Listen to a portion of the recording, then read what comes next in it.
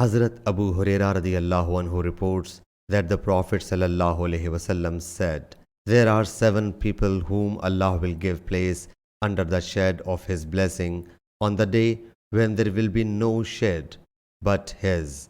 a just ruler, a young man who grows up worshipping Allah Jalla Jalaluhu, a man whose heart remains attached to the mosque, 2 men who meet each other for the sake of Allah's love and then part them each other for the same cause, a man whom a woman of rank and beauty tries to seduce but he says, 'I fear Allah Jalla Jalaluhu,' a man who gives alms so secretly that his left hand does not know what his right hand has spent,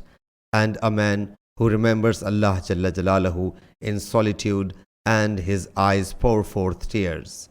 Sahih Bukhari, Hadith number 660.